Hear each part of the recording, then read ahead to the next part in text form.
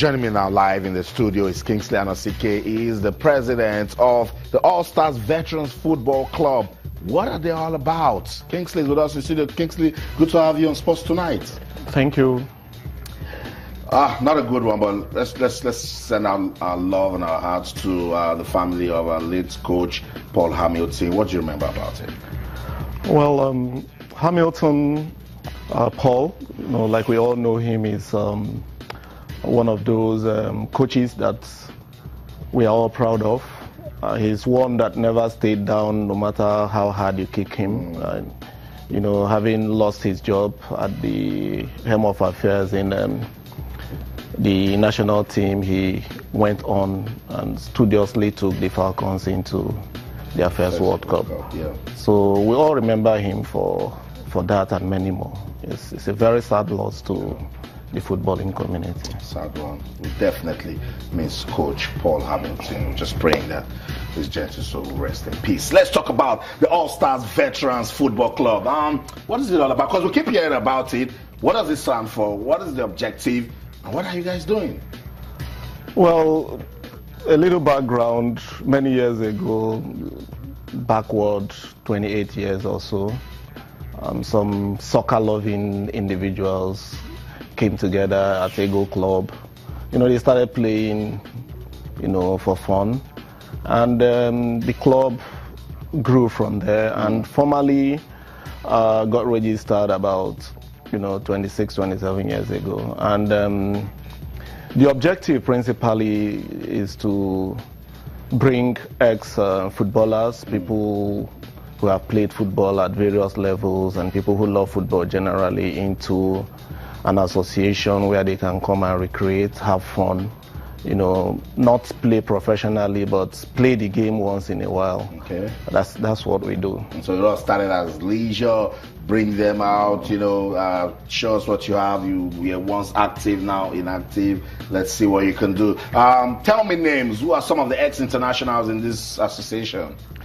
My last count, we have a membership of about 178 members. Wow. And 19 to 26 of those are people who have played football at various levels in the country. We have Henry Wosu, Friday Alaho, Fatuga, Godwin Okpara, Victor Agali. The list is very long. But we encourage ex-internationals, ex-professionals, wherever you have played football to come even as non-members and train with us and just have fun whenever you're in the country. It's all about inclusion. It's all about getting involved. It's all about developing football in your way. These guys have played football. What are some of the things you guys are doing to develop football in Nigeria? We believe strongly that football development in Nigeria is not where it should be. And we've long past the blame game where you say it's the government, it's the club and all that. So we just try to do our own bit. And what we do is to see how we can grow from the grassroots. Okay. We have a very lovely pitch. I think it's one of the best natural grass pitch you can see in the country. Where is it? It's at Ego Club, Surulere, just opposite ShopRite. So what we try to do is, catch them young, get children between the age of 5 and 12 to come and play, especially during holidays. We have a bench of people who have played football at various levels, so they are there to tutor these people and the children and encourage them into the game. We are also helpful to other organizations, youth organizations that are interested in developing football talent.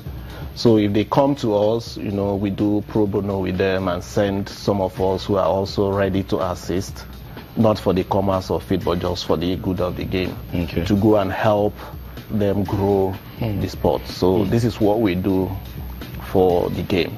Very, very important, particularly at the grassroots level. Let's talk about the leadership of football in Nigeria. Not you now, as an association, the All-Stars Veterans Football Club.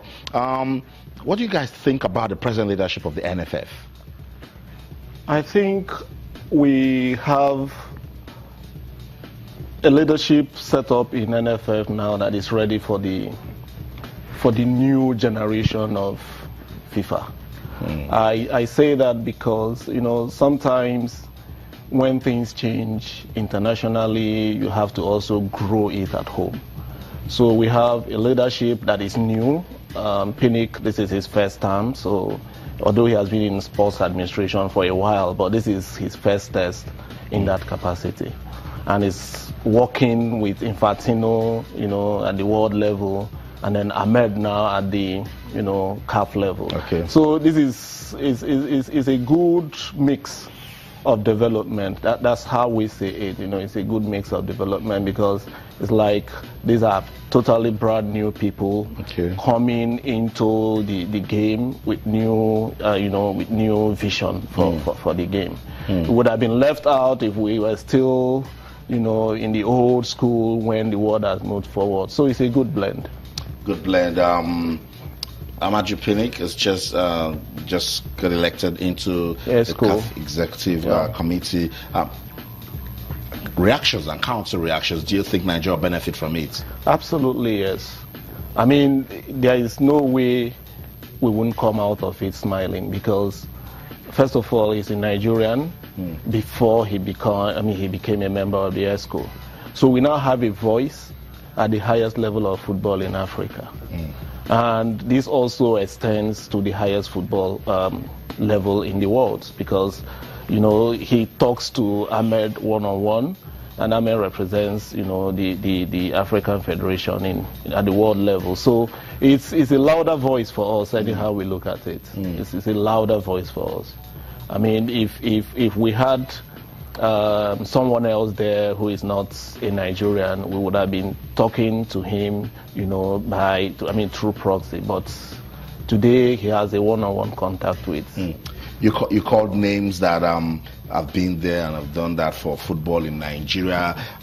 You guys as an association, do you talk to these ex-internationals to get involved either with coaching or administration in any way? Because, I mean, they can give one or two things. I agree with you, and we do our best to encourage the ex-internationals. We, as a club, even sponsor some of them into NIS, you know, for coaching courses. The fact of the matter is that there's no structured plan to give soft landing to these ex-internationals, particularly those who played when there was no much money in football. So most of them come back, they retire, and they retire into nothing. You know, so we try to get them together. Some of them who are members, you know, they want to go for coaching. We encourage them, and if we have to pay, we pay, you know, as a club. So we do our best because we know that from their experience, the country, the sport, you know, in general can benefit.